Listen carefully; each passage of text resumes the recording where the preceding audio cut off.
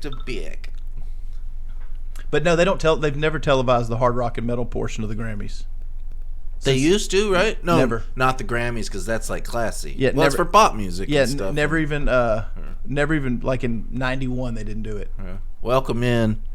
No Nothing's podcast. Ray and Mike here. Number 37. 37. We were talking about a little Grammys action. Yeah, little Grammys. Some people were saying Sam Smith's satanic dance offering was too far. His offerings to Satan because they're wearing reds. All the people outraged by it, I guarantee you, have a copy of Highway to Hell in their cassette player in their fucking Panasonic. Every single one of them drove a Trans Am with T-tops and screamed Highway to Hell out the window and threw whiskey bottles at mailboxes. And now they're going like this. That boy just don't look right. Something don't look right. Something wrong with that boy and that song.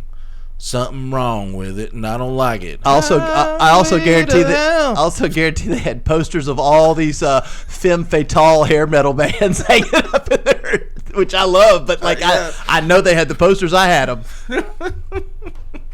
So it's so funny what age does to people. Like all of a sudden, like this is outrageous, but like Cinderella dressing like 4 transgenders playing night songs was fucking awesome.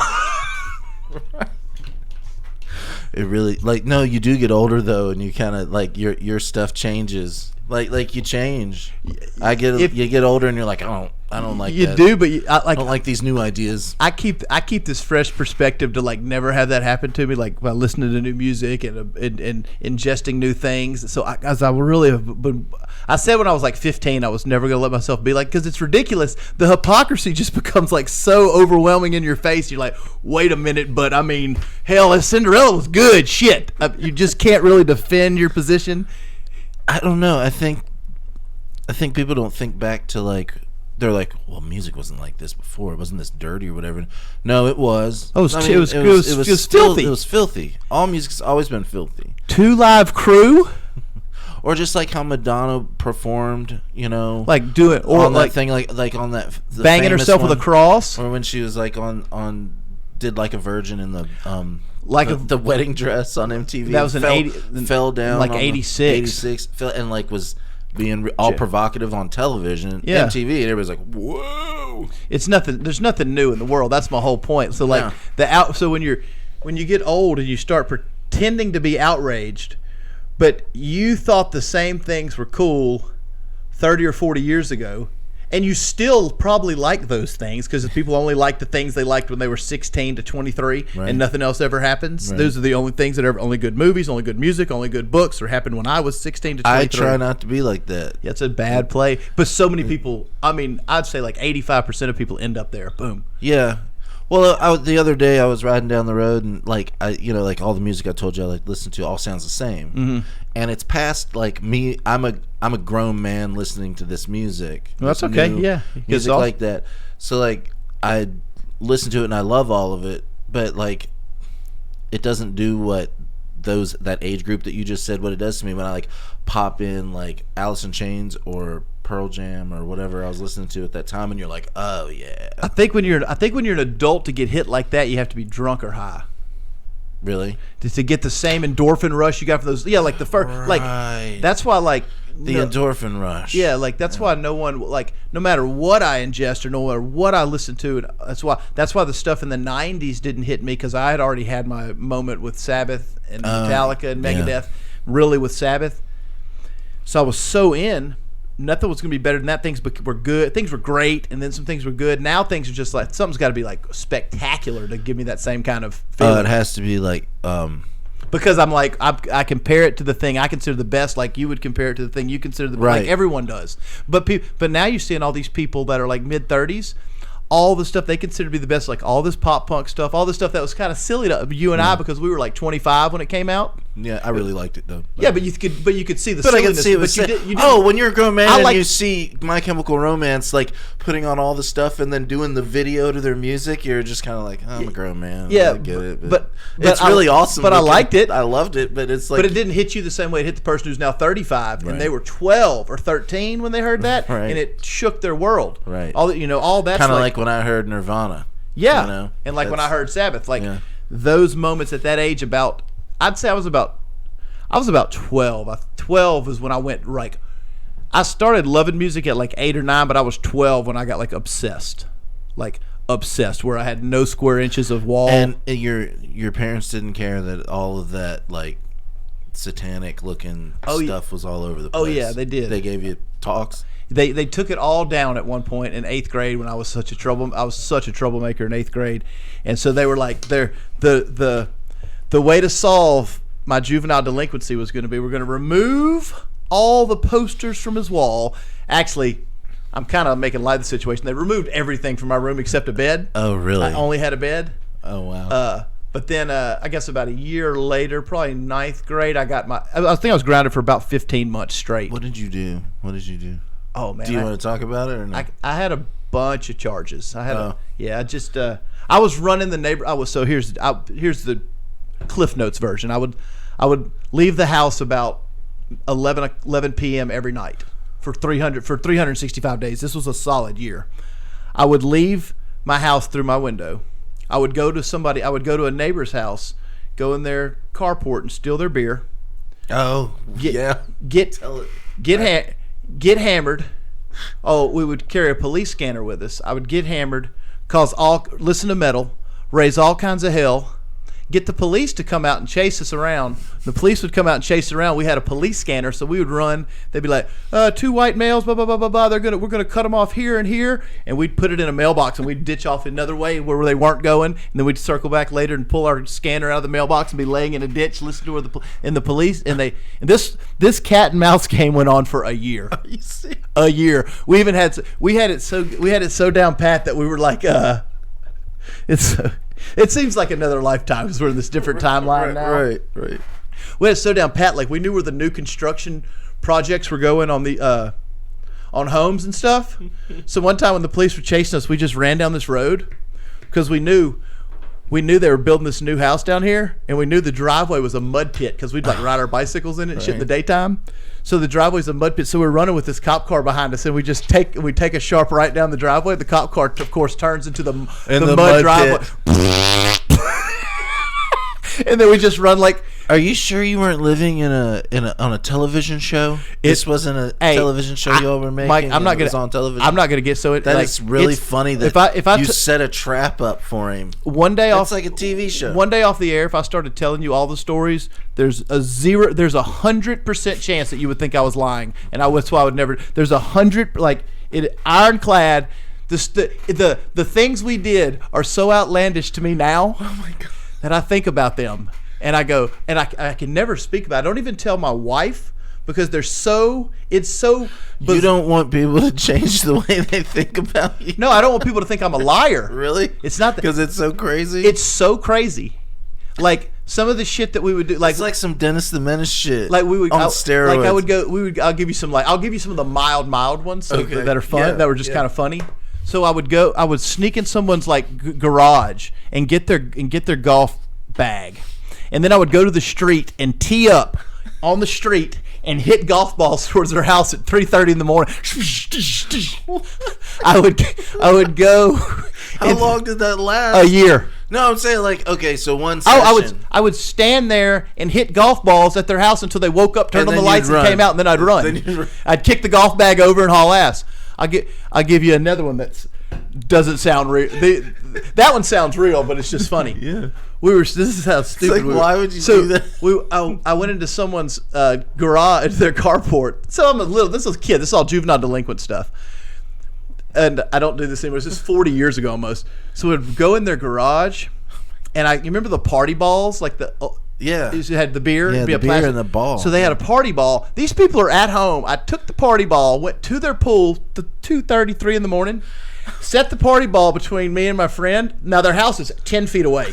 I'm sitting there, drank the party ball till it's gone, or till we're hammered. I don't remember. It's been a while. I don't want to tell us a lie. We sat there and just drank out this party ball till we're shit-faced, and then they never came out and bothered us, which is what we were hoping they would eventually come, so we could continue the cat and mouse game. Every day we were going to get in a new adventure, just have the cat and mouse game with the police start over. It was every night. It was 300. I'll say at least 300 nights. it was so then when no one came out while we're sitting, we just sat there, pulled, smoked cigarettes, drank this party ball. No one came out, so I was like, they're not coming. It had to have been July 4th because we had fireworks, and I went and set a string of black cats on their diving board. It was like that was our leave, and I just lit like 1,000 black cats on a diving board. That woke them up. So then we ran out and like they're hiding, and they come outside. There's the empty party ball, a bunch of cigarette butts all around their pool chairs. We didn't hurt nothing. We just had a pool party by ourselves, blow up these fireworks in the stands. So the police would inevitably get called, and they would just we just knew all these woods and all this little area around here so well because we played in it all the time. That's why it was fun. I have no stories to top any of that. Oh, these I are ever did. While you were doing that, I was probably at a Larnell Harris concert at Liberty University. That's all.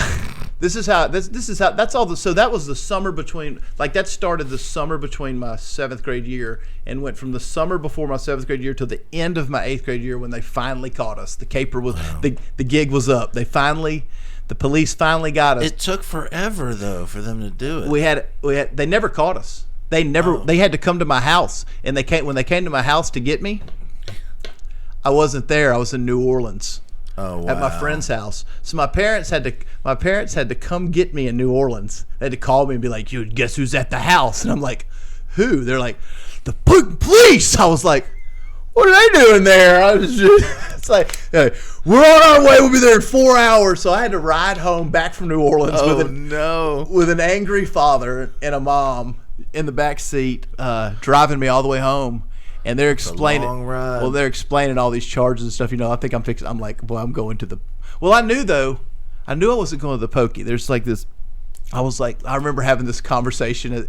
They're like, oh, the hell, and I was like, what difference does it make? They're like, what? I was like, I'm 13.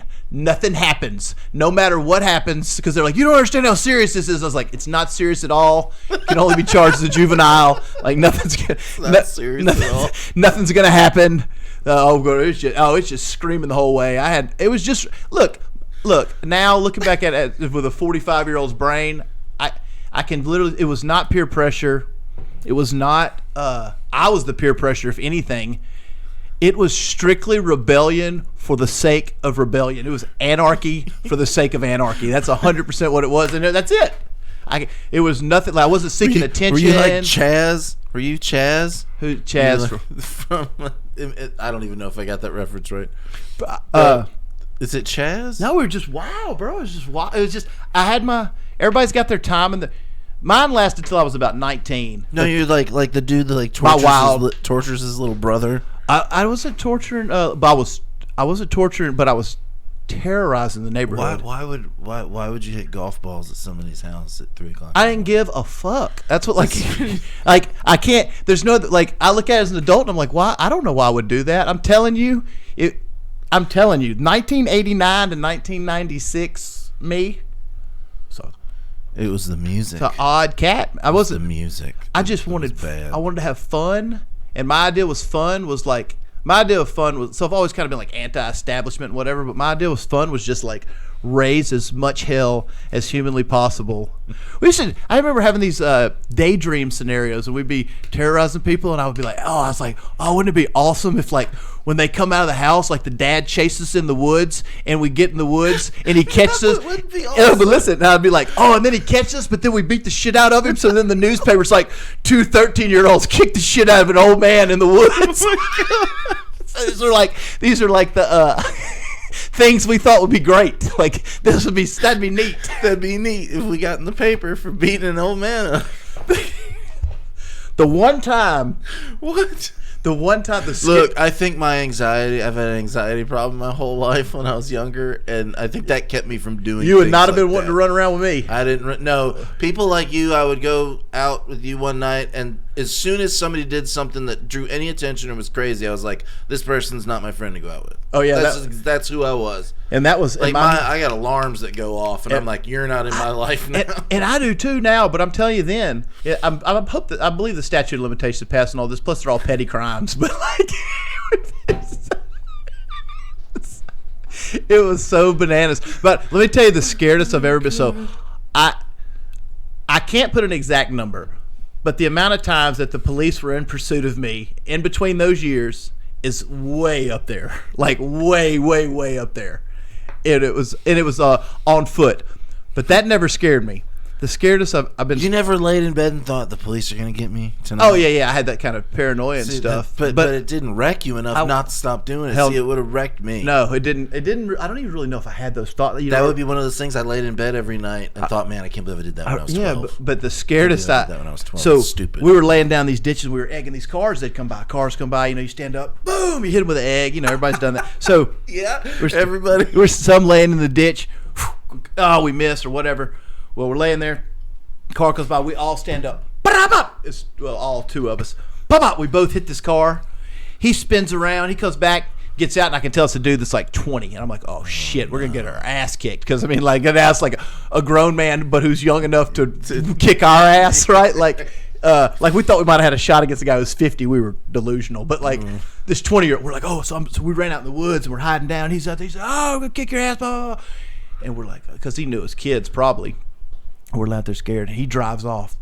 So we're like, oh, shit, we got away with it. So we wait about 10 minutes. And we go back out, and we're laying in the ditch, right? Laying in the ditch, waiting for a car. It's about 4 a.m. by now. We're just laying there waiting and waiting. All of a sudden, we hear a man's voice. What are y'all doing? Oh. That dude had went and parked his car. And walked through the woods. Walked back through the neighborhood, then down on the other side of the highway in the pitch dark, in like all camo. Walked right up on us, stood over us, and was like, he could have murdered. What are y'all doing, boys? Mike, my whole soul left my body, and I had nowhere. He was standing over me, like he's like, get up. I get up. No. He's like, here's what's gonna happen. Fixing to take y'all to my house. We're gonna walk to my house. We're gonna get there. You little fuckers are gonna wash my car spotless. The egg and anything that's on, you're gonna get it off. Y'all finish washing my car. Y'all are gonna get the fuck out of here. We're never gonna talk about this again. But I'm never gonna see you boys in this ditch again. I'm kicking your ass. Oh my god. So we had to. This guy walked us to his house at like 4 something in the morning. Oh my. Forced us to wash. This is crazy. Forced us to wash his car. See. Wait. Hey, look, is wash the car a metaphor? Oh no! I would have had to figure out if he could fight if that was the case. No, the dude you talking about scared because I'm thinking. Well, at first I'm thinking he's fixing to make us walk home to my parents, and I'm gonna. Dude, he straight snuck up on y'all and could have put one in each of you. Can you imagine how? Gotta line that up. Can you imagine how the other way? Can you imagine how scary that is for a child though to have a grown man in the middle of the night? A grown man. You're throwing eggs at cars. This guy's been working all night, and he's getting home. Yeah, and he's pissed, and his old lady standing over you, and he's standing over you. I wonder if that dude ever tells that story. That's because he's got to. Because it's been a long time since I told him. It's a good story though. Like I wonder who it was. God, I have no idea. You couldn't figure it out. I mean, no, I don't think I could figure that out because it's been 30-something years ago, and it was 33 years ago, and it was so the side of a rural highway. So you're like, how surreal was it? You're 3 o'clock in the morning washing a dude's car. We were washing it so fast. We were just out there like, I was like, he probably scratched it all up. We just washed it real quick. Like he got his approval, and he's like, don't ever let me see y'all again. And we were like, yes sir. Oh my God. Hauled ass. That was the number. I think I put that as my number 1 scariest moment. My number 2 scariest moment. Hold on 1 second. I thought you were gonna say before he told y'all to haul ass. I was gonna say now you're gonna do my wife's car. No. He just told us he's getting a whole family discount. He just told us to scram. So we're walking. So we're walking through the neighborhood one night as we do. This is my number 2 time. Scared to death. We had the fantasy. I'd be like, oh, if a man chases, we could chase it, and he chases it. We turn around and kick his ass, and then we'll be like in the paper, be like, yeah, these teenagers beat this man's ass, this father's ass. Well, we get our wish, Mike. Oh no! It's maybe an August night, 1989, I believe, and we're walking the neighborhood. And I was like, damn, we'd been drinking a little bit because we would dip into people's carports that had fridges, right? You go in their little shop in the carport. Everybody had full of beer. In the South. Everybody had. So we just walked and just get us a couple beers, keep walking. have our Walkmans on. I'd be listening to a little Sabbath. You weren't even worried remotely that the police are just going to happenstance by. We wanted them to. We wanted them to buy. We remember we forced them to come see us every night. It was a game. It was a game. It was a game. The cops know it. They lost it. It is what it is. They're all retired now, but they lost that cat and mouse game. Really I'll die on that hill. It's so funny. If they'd ever got close to us, I would have stopped. I wasn't trying to get killed. I didn't have a death wish. I just had a fun wish. So anyway, we're walking the neighborhood, drinking our little beers or whatever, listening to some Sabbath, and I'm like, man, I got the munchies. I was like, dude, there's a deep freeze in that guy's carport. So my friend, who will leave nameless, my friend was like, all right. I was like, shit. I was like, you think he's got some ice cream in there? He's like, probably. I was like, fuck, let's go get some. So we walked down his driveway into his carport. I look it up, and I'm like, God. I said something like, not even a fucking popsicle. It was just like deer meat and stuff. So I kind of shut the door, slammed it heavy. Boom. And then the light flicks on the garage. The light comes on, door swings open. About a 36, 40-year-old man in good shape's like, hey! He's from me to you, 2 feet away. Oh 2 feet away from us in his carport. Fear like you can't imagine. We turned. We were both sprinters and fast, and we turned. Boom! We took off. Well, he takes off. Well, he's fast too. Oh yeah. He's right on our ass out there. We're rolling. He's running. I start separating a little bit. I was, I guess, the fastest of the group, so I separated by a few steps. It's my friend. The guy is like within arm reach, sprinting behind him, trying to catch him. We get out of the driveway. We turn onto the road, so my friend got about a 3 or 4 yard separation. His Notre Dame Fighting Irish hat falls off, and I'm running, and I see him stop with this dude in full pursuit. And I was like, no! I just kept running. He turns around, grabs his hat off the ground. The guy is 3 inches from him in full, grabs the hat like a cone drill, scoots, turns around and runs. Catches up with me, I guess, from a shot of adrenaline. Poof! Like he was shot out of a fucking cannon. He comes up to me. We're running. As we're sprinting, there's a guide wire, and I ran into the guide wire and put my brace. You see the scar on my lip from here to here? Yeah. That is the guide wire. Oh, wow. The guide wire hit me right here. Poof, split my lip. Put my braces through me. Oh my god. Knocked me out. Thankfully, it was about 200-300 meters away from, and the guy we had stopped looking back, but we ran about a quarter mile. About 200 meters or so, the guy had dropped off and gave up. He couldn't catch us. But we were still full speed, and I ran into that guide wire, busted my mouth, so I had to go. I went in, and I have a concussion, too. I don't even know what's going on. Oh, my gosh. And my braces are through my teeth on the other side. Blood is everywhere. It's about this wide across there. You still see the scar all the way down my face. You might have never noticed it before. Mm-mm. So anyway, I had to go in my house. I go sneak in my window. My friend had given me the story to do, and I went and wiped blood all over my door frame. And then I punched the door frame, and I had to wake my parents up and tell them that I had been sleepwalking and ran to the door frame so I could go to the emergency room. And they took me to the emergency room where they had to remove the braces with one of those, what is it called, the popsicle stick things? Oh, I don't know. You know, the things doctors have. It's the wood. It looks like a popsicle stick. Oh, yeah. Compression thing. A tongue depressor. Yeah. So I had 3 braces through my lip, touching my teeth, and he had to take that tongue depressor with no anesthesia and pop my lip. Oh no! Pop my lip off of the braces so they could stitch me up or butterfly me up. And anyway, my dad didn't know the truth, and my dad was like so worried about it because he thought I was sleepwalking. And I told this whole lie, whole big story about how I was sleepwalking. But then I just told you the real story, so I didn't tell Dad the real story until I was like 33.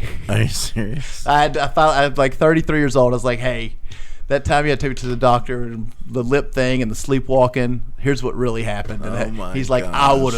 I would have let your ass bleed to death if I'd known you were. Oh my gosh. That's it. That's no more story time. We got no more of that.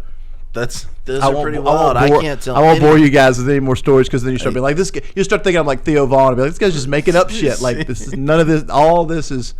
I would, hand on a Bible to all this crazy shit. It was a wild time. That's pretty wild that you were such a hooligan. Yeah, I know. As a kid, I was no hooligan at all. born to too much anxiety. I think everybody goes through that phase. I mean, maybe not to that level. I don't think people take it to that level, but everybody kind of goes through their wild stage at some point.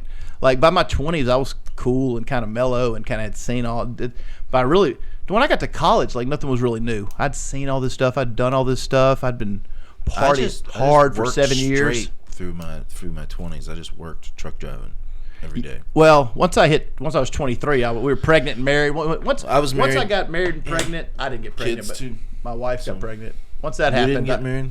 I didn't get pregnant. You didn't get pregnant. Once I got married, though, it was just kind of all adult stuff from then on. And then you know, next thing you know, a couple of decades pass, and you're just an old man. And like it rolls. Here I am, an old man. Anyway, I've never told those stories publicly. I can't believe I just did that. I must be like under the influence of something like that. I don't know why. I just tell all. I'm not a bad person. You should just write a book. These stories, and then break that book up into TikTok and put it on TikTok. I could write. Oh, you know what? That's a good idea. This could be a series. I could just tell a story. I could tell one story a day from that 420 day window, 430 day window. You know, it's funny. When right before we got busted, before the cops showed up, and I told you about all that, right? Right before I was going to New Orleans, me and that buddy had been raising all that hell. We were sat on his swing. We snuck out, and I was like, let's not do anything. Let's just kind of sit and chill tonight. Hang out, smoke some cigarettes and whatever. So we're sitting in the swings. We've kind of been raising this hell for like a year and a half. Really raising hell. And we're sitting there and I was like, man, we need to just settle down. I was like, we just shit's kind of getting out of hand. And it was. And he's like, yeah, man, I think you're right. I think he'd been having some thoughts on it. I'd been having some thoughts on it. Like, maybe we're getting a little like, you know. How far can we push it? How far we try? Pushed it I pretty think far. we've pushed it pretty far. So we're like, let's just chill out. We've done enough bullshit. Let's try to be cool. And we just had this, and so we were just fixing to get right when they came and got us. They came and got us and made us get right. Oh yeah. I had to have court in the living room. In the living room. I had court in my living room. Save that for next time. Yeah. Living room court. So anyway, what's going on? Who was presiding that? Who presided that? It was a dare officer. Oh. Who's probably now the sheriff of Lincoln Parish. Oh, really? You know who that is? Uh-uh. Okay, that's who it was. Okay. Don't say. He was a young dare officer. It wasn't like court. It was basically like, here's what we're gonna do. Here's what your charges are. Here's your probation. Blah. They basically just.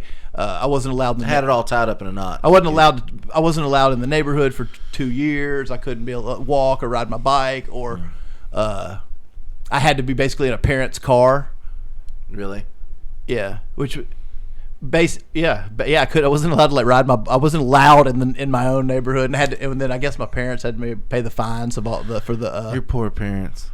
Yeah. Did they have to? They didn't have to put up with anything though until that happened. Like you were. Oh no! Not in trouble all the time. Oh, no, anything else? You're just getting away with this. No, I was a hellraiser starting at about 9. Yeah. But hell raising at 9 looks different than hell raising at 14, and 14 hell raising looks different than 18. But no, 9's kind of when I went down the. The darker path. The darker path. The darker path, and I was it's just wild, Mike, wild as shit. I can't. I think I was legitimately, there was some kind of like some neurons weren't because I was a smart. I was a smart kid. Like it just, however I reasoned it, I was like, the most insane, crazy shit to do would be the most logical thing to do right now. That was a little like every day recess. Like I'm smuggling cigarettes in elementary and getting people to bring vodka to put in the art things, and that's a lot. You don't even. That's a lot. That's a lot. Scratching the surface. Literally walking off a recess at elementary and go into the side woods and smoking Marlboro Reds. Oh my God. Like 4th grade, 5th grade. Oh my gosh. Wow. And the teacher's out there with you, like on the playground, like supervising the kids. Yeah. I just dip off to where the woods were. Wow. By myself. Start smoking sticks. By yourself. Yeah. Not even an accomplice. Usually 2 people have to get together to get the nerve That's to what I'm sneak saying. off. This wasn't like... You're just like going out in the woods for like a smoke, man. It's like smoke break, Teach. That's what I'm saying. It wasn't even like I was saying, hey guys, look at me. Look at me. Watch this thing I'm going to do. I wasn't even like telling kids I was doing it. I was just like dip off and do it. By myself. And then throw my cigarettes in my side pocket of my jacket. You were a reincarnated badass. I don't know what it was. It would.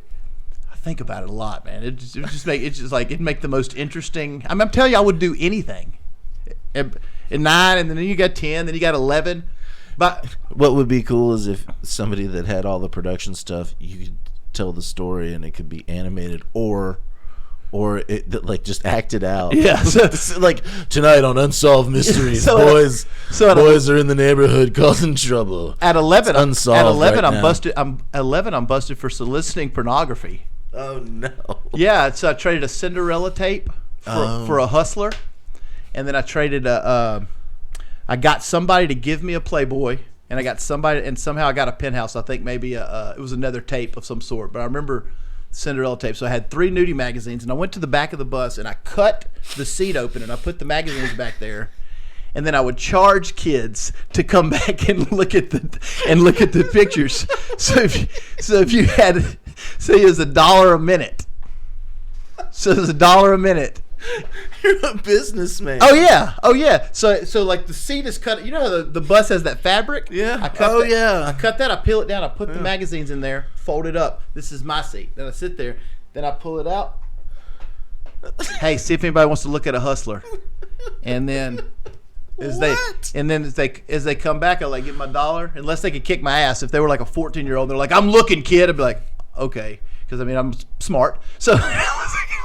But if they were anywhere close to my fighting ability, I deemed in my 11-year-old head, or younger than me, they were definitely paying. Anyway, this kid on the bus ratted on me. So I walk into 6th grade, and the teacher's like, "Ray, do you have Playboys on the bus?" And you know what I said to her, and I mean my whole body went, "Oh shit!" And I went, "Who wants to know?"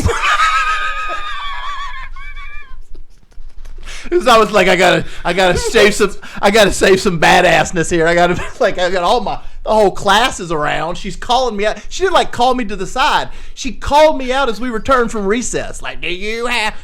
Now let me tell you how fucking stupid I was. Hold on. Let me tell you how stupid I was. So the principal takes my little scruffy ass, takes me, and he's like, so I get to the principal, obviously, after my "who wants to know" comment. The principal's like, marches me down to the bus, and he goes, "Go get him." So I go back. Do you know what I did? The principal's on the bus, has just hauled me to the bus to go get the porno magazines that I'm being suspended for. I think I have to go home with this letter that says, soliciting pornography. I don't even know what it means. Can I guess what you did? What? You ran. No. No? Oh, no. Oh, no? Oh, no. I was so ballsy. I knew I had a trip home on the bus. So I went and remember I had a Playboy, a Hustler, and a Penthouse. I went and took the Penthouse and the Playboy out and brought them to the principal and still left a magazine in there for the ride home. Cojones, son. Cojones. That's awesome. So yeah. Oh my gosh. I think there was just neurons not firing. Oh well, they may not still be. You probably had that energy that I was like, I don't hang out with that guy. I don't know, man. Did you have the energy? Weird energy about it? No. People loved me. Yeah. Like I was low.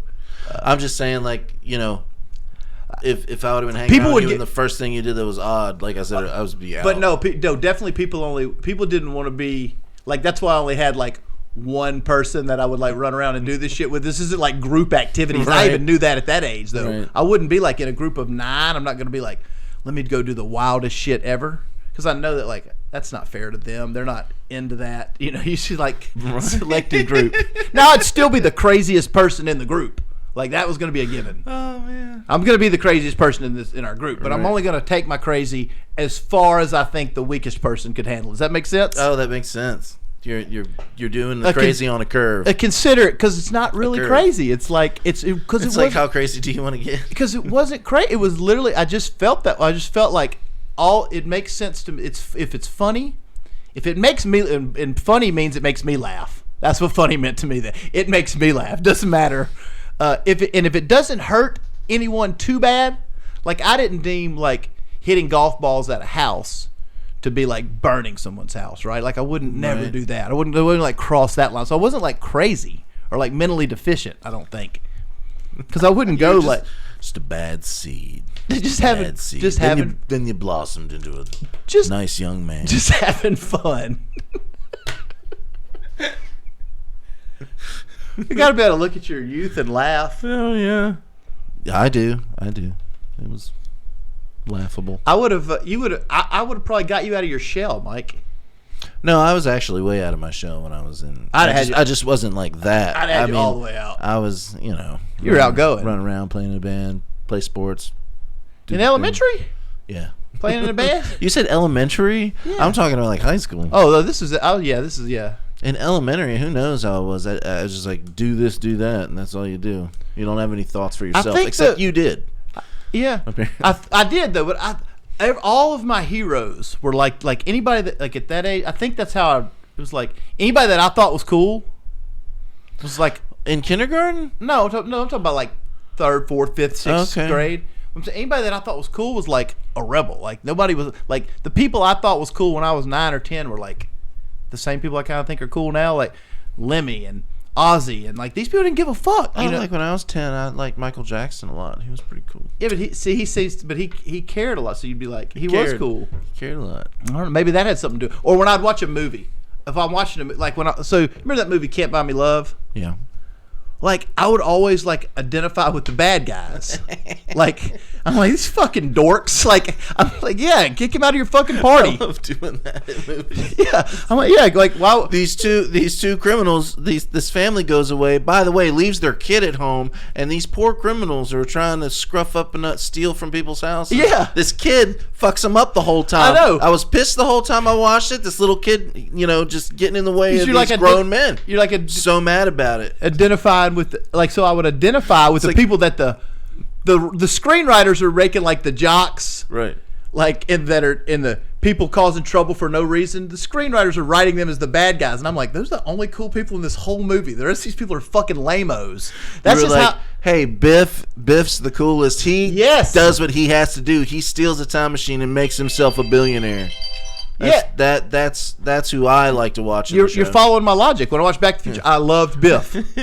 I loved Biff. I thought I was like, so maybe some of that, like anybody that was like a hellraiser and did their own thing, or like was like the stereotypical cool that's not really cool, I thought was cool. So like, maybe that had something to do with it. Hey McFly, thought I told you never to come in here. Now it's going to cost you, butthead. How much money you got on you? Have you seen Biff's, he does stand-up comedy now. Does he really? Yeah, it's good. Is it good? Yes, because he tells like Back to the Future stories. Oh, those are kind of cool. So he tells like about his audition and how that's neat. He goes and they're like, That's a great built-in rough stand-up. up. Yeah, he's like talking about how he's got to, because he's just talking to Christopher Glovin at first when he's doing the audition. They're like, no, I want you to really grab me. He's like, so then he's like, I get into character. And I'm like dragging this little fucker across the room and like putting him on tables. And like, hey, listen, McFly. He's like, buddy, I got the part. And he's like, but I was thinking I think he was thinking he was going to be one of Biff's guys. Oh, really? And he ended up being Biff. And he ended up being Biff. But I think most of his act is like kind of telling stuff that people can relate to. I really love those. Are some of my favorite movies. The Back to the Future. Back to the Future is we both had it in our top 5, didn't we? Yeah, I love Buford Tannen, Mad Dog Tannen. Nobody calls me Mad Dog. Nobody calls me Mad Dog. The really funny part of that movie is like, Nikki, what is that? Was that some kind of Indian moccasin? My whole takeaway from of all the Back to the Future as a kid watching that, when he got the sports almanac and went back, I was like, that's the coolest shit ever. You get that, you're like, why you always like, oh, sports almanac, you can win every bet, so you get to go to all these sporting events and win all this money. Holy shit. Yeah, Biff's got it figured out. Biff has it figured out.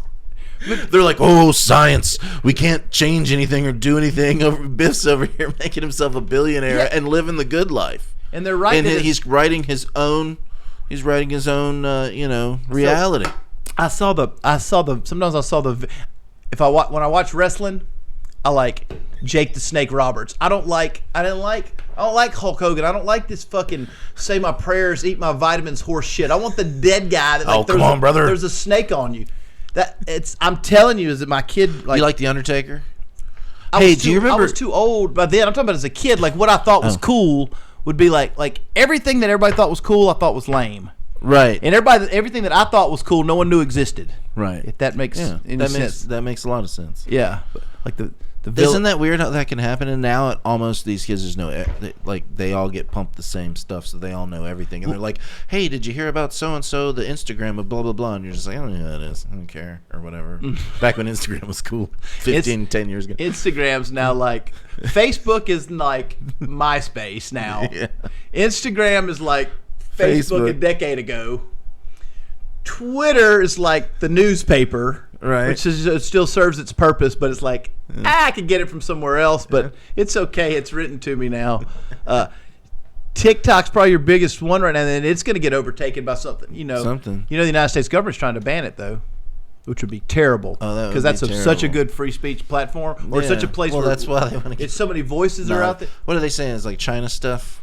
That's going to be the guys. China stuff. It's going to be China, so they're getting our information. We can't have this. We got to shut that app down. But what they really don't want is for people to be sharing all this information about the world that people are now sharing. And it's all like they want to be able to control everything. Yeah, because now the truth is getting out to too many people. Yeah, too many truth. People are like, can look, see something around the world and they can't lie about it. You can see regular creators who aren't like with a newscast or whatever going, look, I'm Tom Smith. I just want to show you people this. These are the court documents. You can read them yourself. Right. You don't have to believe anything you're seeing on the main. Just read this. This is the truth. This is the truth of what's happened. This is the truth of what people said. And all this is kind of coming out in all kinds of different areas. Right. And I think it scares the shit out of the government. Yep. I think like I said, they just, in each place, of course people are traveling back and forth here and there, but usually in one spot in the world, they're dished a whole thing about us. And then we're dished a whole thing about them. And it's just to make you think a certain way about it. Like, we don't like China. They do this to their people. But what is it's just like, the Chinese guy over here is like showing whatever. The narrative being that, like, you have half the network put, like, on the Ukraine-Russia deal. It's just like, well, why don't we mind our own business? That's great. That's a great idea. But here's what you have, like, NATO allies. You can't. What happens if you let a country take over a sovereign nation? You don't think they're going to take over the next one next door? You don't think they're going to take over the next one next door? You can't just. You want to stay out of things as much as you can. On the other hand, you can't let a communist dictatorship invade another country and take it over and not understand the geopolitical problems that comes with. Like, I don't know. I hope no one's gonna be stupid enough to launch a nuclear missile. I don't think anybody would do that. But I mean, I don't either, because they got him. That's like saying, I don't know. And now China's okay. Also, Russia gets the white flag to go ahead if everybody goes, yeah, you can just take Ukraine. So China just turns around. They're like, well, we're taking Taiwan back. They're in the middle of like trying to take Taiwan right now. It's crazy what's happening in the world. I mean, it's you have literal countries taking over other countries, and now with like in TikTok, you can watch it all in real time. Like, there's people like live streaming the battles, like soldiers. They don't want you to do that. Have you seen that? That's I've seen that. That is so wild. real. Like, that's wild. Like, here gun shooting like that. You're in a firefight, and people are like, hold on, let me go to Instagram Live. It's really different when you know it's live and when you watch it on TV, like in a movie. It also makes it feel like those are real people. Yeah. And it's happening right now. When you read it in a book, you watch it in a documentary. I've always kind of been able to feel the realness of war, and that's because I was in the military for a brief time. But like, I always can feel the realness of war, but nothing like now when it's like, oh shit, and you're like, somebody's walking around streaming in real time like a city, and Cities I are saw in some guys shambles. like in a dugout thing, and they were just like shooting this big gun, and they were shooting over top of them, and it was real. Yeah, And live and I'm stream just battle. Like, oh my god, that's crazy! Like that, seeing it like that. So you crazy. can't. So when you see it like that, you have to go. Yeah, you can't let that ride. And so if we're sending them 2% of our all we've sent Ukraine is 2% of our military budget. And people want to make this bigger deal up to politicize everything. You have to figure. You think the Russians and the Chinese are going to give a fuck if you're a Republican or Democrat when they start spraying us? You think they're going to give a fuck? No. You got to figure this out, guys. Like people have to figure. Like they're so divided that you've got people taking the side of Russia in America in an invasion that they're doing in real time on the internet. And they still act like, oh, this is not happening. This is how divided we are. Like if you are on the other side of the political aisle, you can't even stop and see reality. Right. It's pretty heavy. It's real heavy. Like we're gonna let China. You're just gonna let China. So what take pops, Taiwan? What pops off? What happens first when we just go into World War III? To make us go to World War III? Yeah, like how does it pop off? I think Russia into Ukraine. Russia told America, do not bring jets or anything near our border. Of course, we sent money, and then now we're sending military weapons. Of course, we're going to. So are our NATO allies. Send those over there. And he said, I thought I told you fuckers not to do that. And they're over there. And then I think he's going to, if he launches a nuclear weapon, it would not be to America. I think it would be to somewhere in Europe first. Just devastate a small a country that doesn't have the technology to stop your nuclear weapon. They hit a European country. But if he launches one first, what are you going to do? China's going to then launch one. Now North Korea's getting in the game. North Korea didn't even have a dog in the hunt, and all of a sudden they start. Right. You see, yesterday he's launching missiles into the ocean, just crazy. Just fuck. I guess he's like, China and Russia are going to war. We want to fucking go to war, and everybody's like, what are you going to war? The toys. What are you going to war for? We just want to. We got North Korea's like, we got 12 new nuclear weapons. They had a parade, brought the nuclear weapons out, shot some missiles into the ocean. So you got Russia, China, and North Korea on our ass.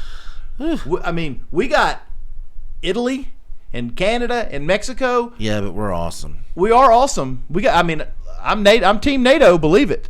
But I'm just saying, people better understand the reality of what's going on. People that don't pay attention, like me. We have China. Well, I know. China, I pay a little bit of Russia, to that. and North Korea gearing up basically for nuclear war with us. I think they're not going to give a shit who you voted for when the bombs start flying. Now, I hope we can find peace. I hope we can find sanity, but we're not going to find it with